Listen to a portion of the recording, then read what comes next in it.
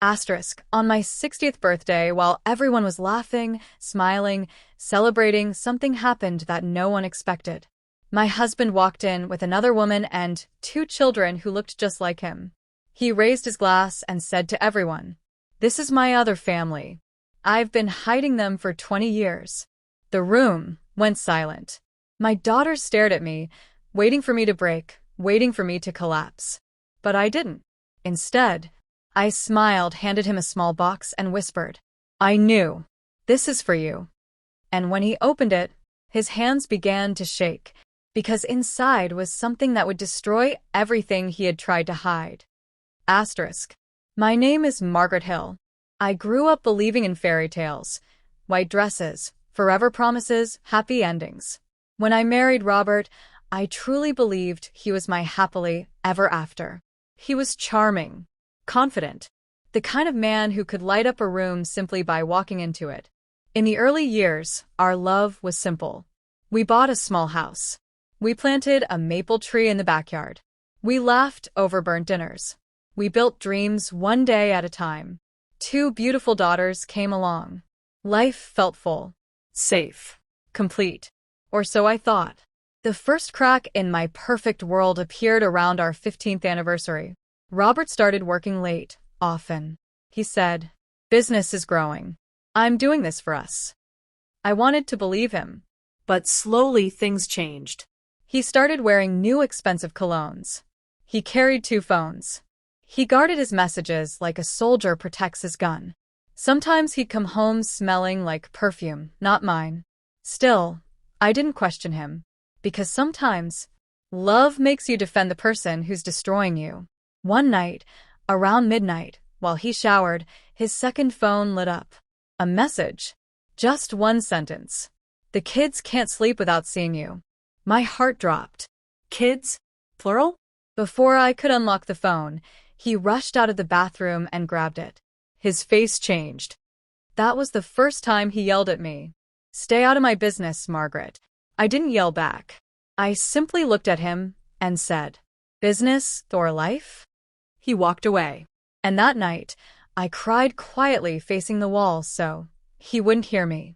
Years passed, and with time, lies grow heavier. One afternoon, while cleaning his study, a stack of envelopes fell behind his desk. One had a school logo.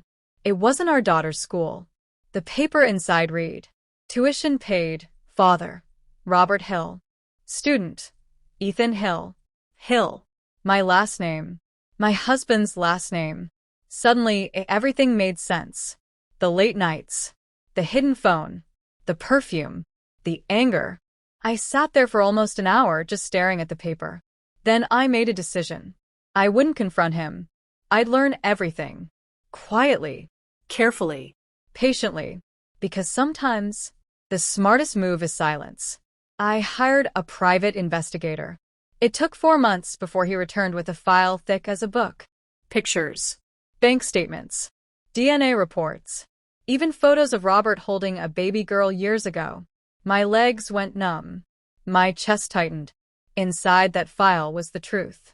Robert wasn't just cheating. He had a whole second life. A woman named Helen and 2 children, Ethan and Lily. For 20 years, while I cooked dinners and raised our daughters, he was building another family. The investigator placed his hand gently on mine and said, "I'm sorry, but now you have power."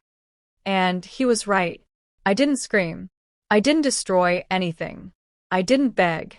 Instead, I changed. Quietly. I learned about laws. I met with attorneys. I updated property deeds.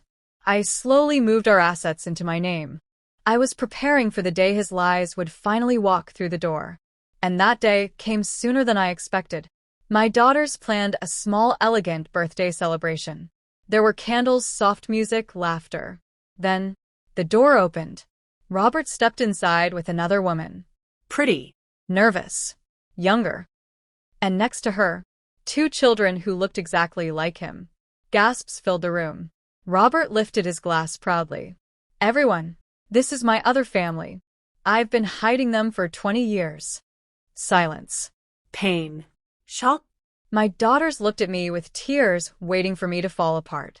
But instead, I stood up calmly, walked to Robert, smiled, and handed him a velvet black box. I knew, for years, and every day you lied, I prepared. His face turned white. The woman beside him whispered. She knew? Robert stuttered. Margaret, we can talk. I shook my head. No. You talked enough when you lied. Then I turned to my daughters and said, let's eat cake.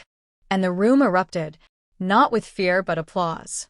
For the first time in years, I felt free. Ending message. Today, I live alone. Not lonely, just peaceful. I drink coffee on the porch. I travel. I read. I laugh. And sometimes I look at the old maple tree and think, some storms break branches. Others teach roots to grow stronger. So, if you're listening to this, and you've ever stayed silent because love blinded you, remember, silence is not weakness. Sometimes it's preparation. And one day, you'll stand strong, look betrayal in the eye, and say, thank you for teaching me what I deserved by showing me what I never will accept again.